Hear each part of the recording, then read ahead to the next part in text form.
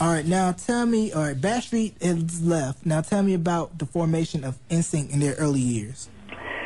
Well, pretty much Johnny and Lou, I guess, well, first it was Lou, and one of his assistants actually put the group together behind Backstreet Boys' back. And somebody slipped one day and told me about him, and I told the boys, you know, and that wasn't such a good thing. But, you know, I'm a very truthful person. I don't lie. I mean, I like to be honest with my artists and tell them the truth. So I pretty much did, and that's when everything's... The shit hit the fan, if I can say that. Yeah. We kind of got that in. I should have mentioned no four-letter words because we're not on broadcast delay.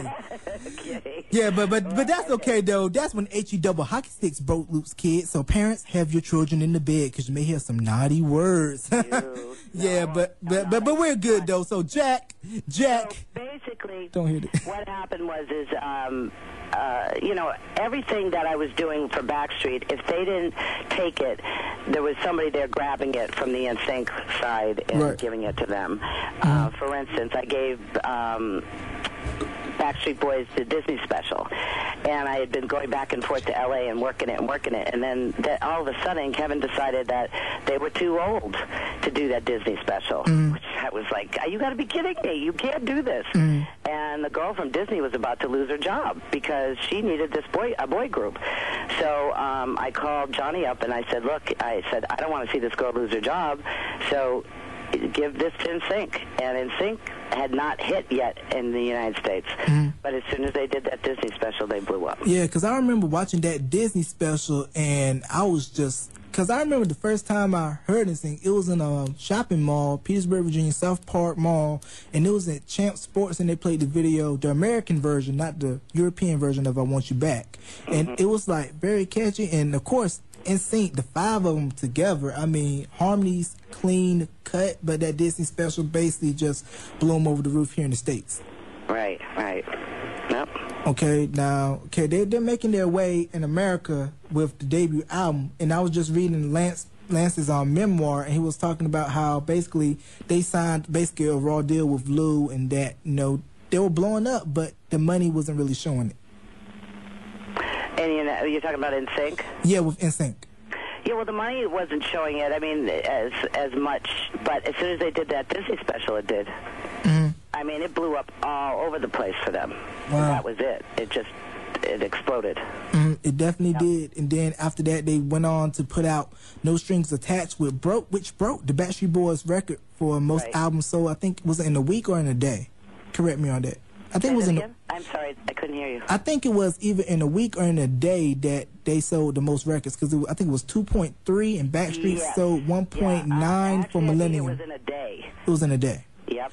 Okay, sometimes even your boy can kind of be unclear, but thankfully I have Donna Wright to clarify me on that. 1.8 or 9 was Millennium, and 2. Whatever it is, No Strings Attached, and then they went out to put Celebrity, and then of course after Celebrity, it was kind of pretty much Justin was kind of distancing himself from Nsync. So what do you kind of think was kind of like, you know, Nsync was successful, but basically Justin was kind of dragging out the time they were supposed to re-record to... He was recording Justified, his first solo album. Okay, well, I think Justin made it because Justin is a star. Justin demands stardom, you know? I mean, he knows he's a showman. He knows how to put on a show. Just like Britney, you know, she knows how to put on a show. I mean, she's not a great singer like Justin, but they are showmen. They really entertain you. And I think that Justin just pushed a little bit more with the entertainment. And that's why he made it. Right. And definitely that, because I think I looked at a special on MTV that he did a while back, All Eyes on Me. I think he said himself that JC was like the better vocalist out of the group. Right. He is, yes. Yep. Because I definitely felt JC could work in the R&B market, because he kind of has like an R&B soulful voice and everything like that. But Justin just had the total package. Right. But, see, somebody was managing both of them, and that caused the competition again. And one was hurting without the other. And I mean, to me, it's hard to manage two groups. I mean, when I just concentrated on Backstreet Boys, that's why it was so successful, because I never stopped. I totally concentrated on them. And then when it started to get taken away from me, then I brought a girl group in, and I should have never did that. It was a mistake. And what was the girl group by chance? They were called Solid Harmony. We called them She. They went gold in Europe, in Germany. Because I think I remember Britney Spears was a part of a girl group, Innocence. I believe she was, before she did her solo thing, and of course, Hit Me Baby One More Time. I don't know if it was Innocent. I don't know. I don't remember Britney being part of a... I mean, when I met Britney, I met her solely alone. Okay. She actually watched her first video up in my theater. That was Hit Me Baby, right? Yep. Okay. Like, I'd never seen it up on a big screen before. Wow. Yeah, and it's kind of sad to see how, you know, it's unfolding with her, you know what I mean, how she was on top of the world, and now she's like tabloid fodder. Right. You know what I mean? But hopefully she can turn it around. I hope she can. I mean, you know, as far back when I first met her, when she was 16, she basically, I was supposed to do co-management, but she said to somebody, I don't want Donna telling me what to do. Well, you know, I have a record, you know, I already made a group successful, so why wouldn't you listen, you know? And to this day, she's still doing that. She's not listening to anybody. She's just out of control, and it's kind of sad, but hopefully, you know, now that her dad has control, maybe he can help her out, you know? Definitely. She's very lucky she's got family to do that for her. Definitely. One of the things that I've learned doing all these interviews is that if you don't have a good inner circle, the business will eat you alive. Your foundation is everything. You can't build a house if you got a crack in the foundation. Right. Now... you can, but it will fall down. That's definitely true. And now, before I had mentioned the Backstreet Boys and Nsync going to Europe, what was the main difference from the European versions and the American versions of the debut albums?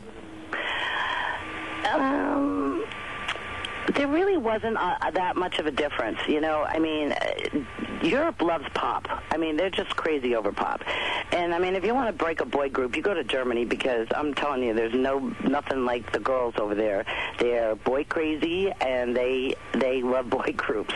I don't care if they can't sing. You send them over there, these girls will go crazy.